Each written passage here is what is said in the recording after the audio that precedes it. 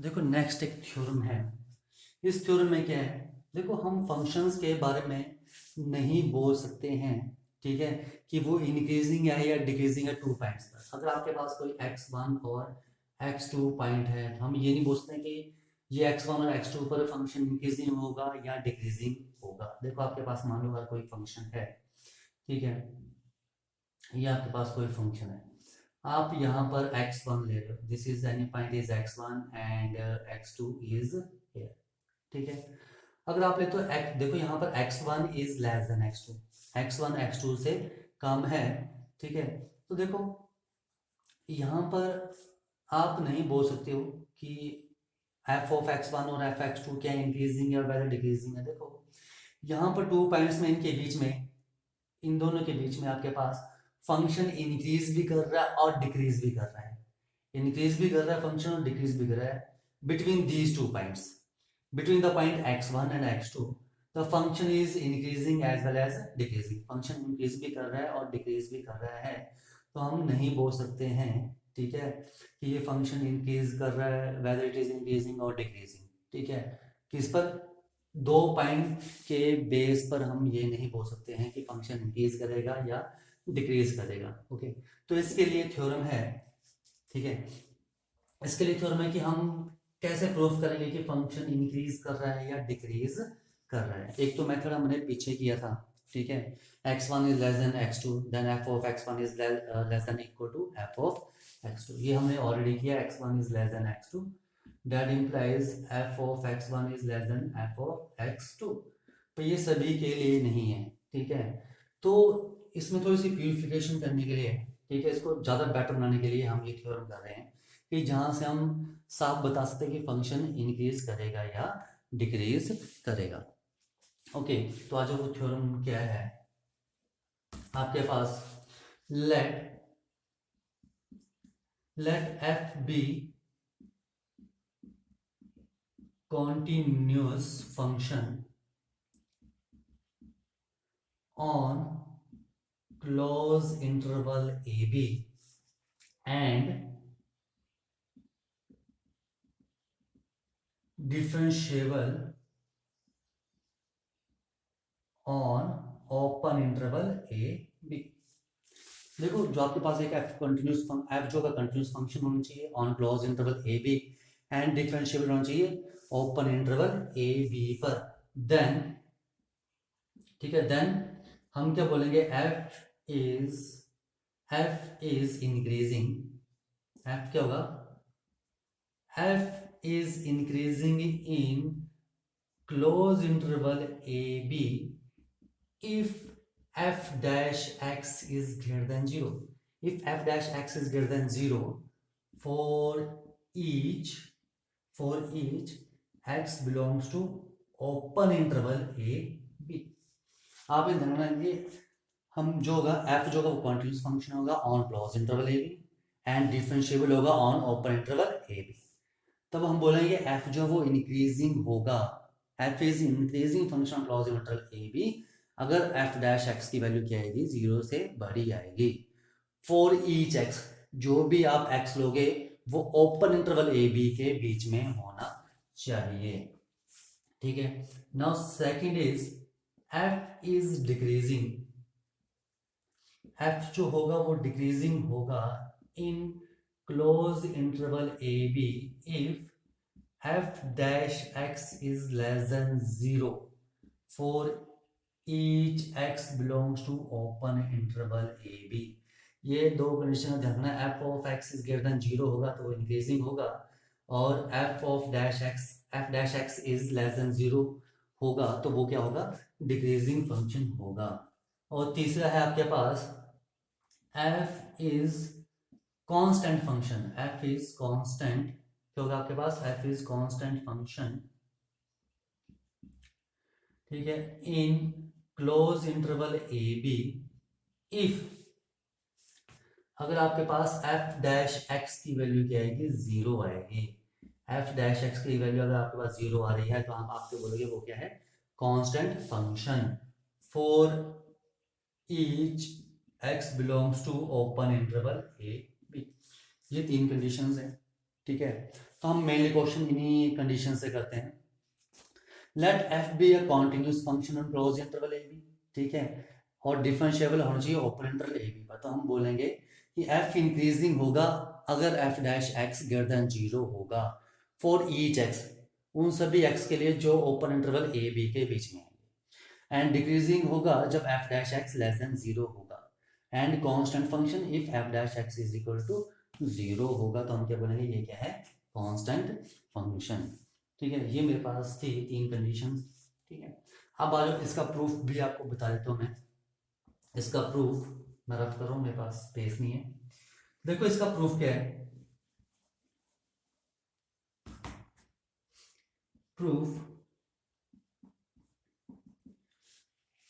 Late, देखो यहां पर मैं x1 और x2 टू वैल्यूज ले रहा हूं जो उसके इंटरवल को बिलोंग करेंगे। लेट x1 एंड x2 दो नंबर लिए जो कि बिलोंग कर रहे हैं क्लोज इंटरवल ए बी को।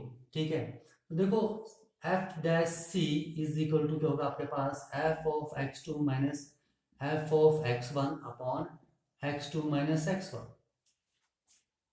ठीक है, अब देखो कैसे, ये चीज मैंने कैसे लिखी है। Actually what is f dash c, f dash c का मतलब है slope of a curve, slope of a curve at a particular point. ठीक है, आपके पास मान लो कोई कर्व है, ठीक है, तो मान लो ये आपके पास x1 point and this is your x2 point. तो ये जो कोऑर्डिनेट होंगे, मान लो ये के कोऑर्डिनेट होंगे आपके पास x1 y1 and this is your x2 y2। देखो y1 का मतलब क्या है यहाँ पर, x1 f of x1 and y2 x2 f of x2। यही मतलब है इनका कोऑर्डिनेट्स का। ठीक है, आप जब भी स्लोप निकालोगे किसी पर्टिकुलर, स्लोप निकालोगे कर्व का कभी भी, तो किसी पर्टिकुलर पॉइंट पर निकालते हो। ठीक है, किसी पर्टिकुलर पॉइंट पर निकालते हो जब भी आप उसका स्लोप निकालते हो। तो एफ डैश सी का मतलब क्या है, ये आपके पास क्या है, स्लोप है कर्व का। Now what is the slope of a line when 2 points are given. ठीक है, y2 minus y1 upon x2 minus x1 is the slope of a line when 2 points are given. This is a slope. Now what is y2? y2 is f of x2 minus f of x1 divided by x2 minus x1. तो वही मैंने लिखा है, f dash c is the slope of a curve. Therefore f dash c is equal to f of x2 minus f of x1 upon x2 minus x1. ठीक है, अब देखो यहां पर जो होगा x2 minus x1 is always positive. x2 minus x1, देखो x2 आपके पास राइट पर है तो x2 is greater then x1। यहां पर x2 की वैल्यू क्या होगी, वो x1 से बड़ी होगी, होगी कि नहीं होगी। ठीक है, as x2 is greater then x1, x2 x1 से बड़ा है, इसलिए x2 माइनस x1 हमेशा पॉजिटिव होगा। तो ये वैल्यू हमेशा पॉजिटिव आएगी। तो हमें इसके लिए चेक करना है। ठीक है, आ जाओ केस वन। केस वन, ठीक है, अगर F dash C is greater than 0 होगा, ठीक है, F dash C is greater than 0 होगा, तो that implies this is always positive. तो हमें क्या करना पड़ेगा, F of x2 minus F of x1 is always greater than 0। That implies F of x2 is always greater than F of x1। ठीक है, देखो ये चीज आ गई, और मैं क्या लिख सकता हूँ इसको, F of x1 is less then F of x2 लिख सकते हैं। ठीक है, तो इसका मतलब क्या है, आपके पास x1 is less than x2, therefore F of x1 is less then F of x2। ये हमने ऑलरेडी किया हुआ है, तो इसका मतलब ये क्या है, इंक्रीजिंग फंक्शन है। This is your increasing. Case two, F dash C अगर लेस देन 0 होगा, that implies F of x2 minus F of x1 less than 0 होगा, क्योंकि x2 माइनस x1 जो हमेशा 0 से बड़ा है, तो आपके पास ये चीज बची F of x2 minus F of x1। तो that implies F of x2 क्या होगा, लेस देन होगा एफ ऑफ x1 से। इसका मतलब ये क्या आएगा आपके पास, डिक्रीजिंग। तो यहां से हम बोलेंगे फंक्शन क्या है, डिक्रीजिंग। ये इसका प्रूफ हो रहा है। ठीक है, and the third point is case third,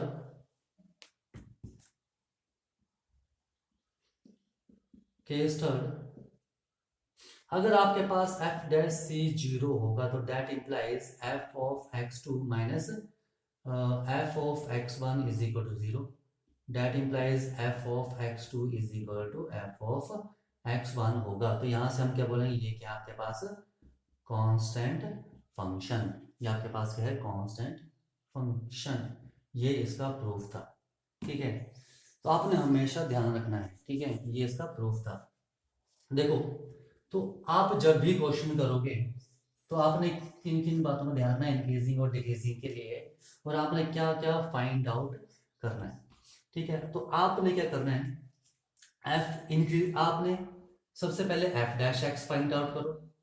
first step is find F dash X. उसके बाद चेक करो F dash X greater than zero है या F dash X less than zero है। ठीक है, या F dash x is equal to zero है, ये तीन कंडीशन ही आएंगे। अगर ये ग्रेटर देन जीरो तो this is your increasing function, अगर less than zero it is your decreasing function, अगर इक्वल टू जीरो तो ये मेरे पास क्या जाएगा, कांस्टेंट फंक्शन। तो आपने क्वेश्चंस में यही करना है। ठीक है, तो आपने इन बातों का ध्यान रखना है। देखो नेक्स्ट है आपके पास, जैसे मैं एक एग्जांपल ले रहा हूं,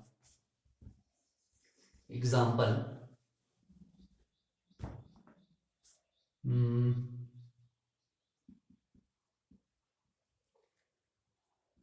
देखो एग्जांपल है, show that the function, show that the function, show that the function given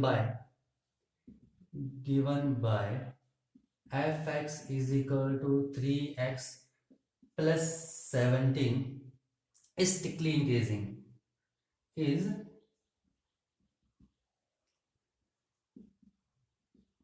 strictly increasing on R. ठीक है, तो इसका सोल्यूशन देखो, देखो यहां पर आपके पास एफ एक्स क्या दिया, F x is equal to 3x plus 17। देखो आपको स्टिकली इंक्रीजिंग चेक करना है तो आपको f dash x find out करना पड़ेगा। आपको f dash x find out करोगे तभी आप, अगर ये कंडीशन आती है F dash x is greater than zero, तो आप क्या बोलोगे, the function is strictly increasing. तो देखो, तो आप यहाँ पर एफ डैश एक्स निकालो, differentiate with respect to x, then F dash x is equal to 3। ठीक है, which is greater than zero. ठीक है, for every x belongs to R, आप एक्स कुछ भी पुट करो, यहाँ पर एक्स है ही नहीं, ये हमेशा 3 रहेगा। For every x belongs to R, f dash x क्या होगा, हमेशा ग्रेटर देन क्या रहा है, एफ डैश एक्स 3 आ रहा है, जो कि हमेशा ग्रेटर देन जीरो ही होगा। तो हम यहाँ से लिख सकते हैं कि एफ एक्स क्या होगा, F x is strictly increasing on R, कि एफ एक्स क्या होगा, वो स्ट्रिक्टली इंक्रीजिंग होगा किस पर, R पर। ओके, देखो नेक्स्ट एग्जांपल है,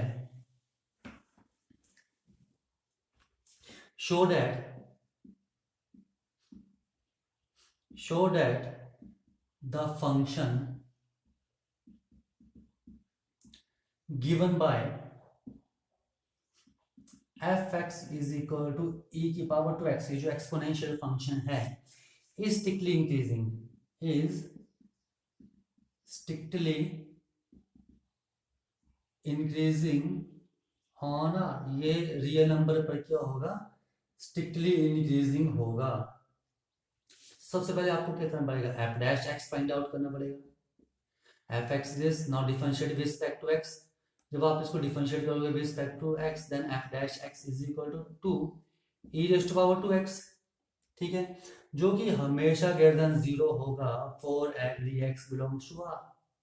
देख लो, अगर आप x की वैल्यू मान लो कुछ भी 2 पुट करते हो, दिस इज 2 e की पावर 2 इंटू 2, यानी कि 2 e raise to power 4, and e की वैल्यू सम 2.7 समथिंग होती है, विच इज ऑलवेज पॉजिटिव।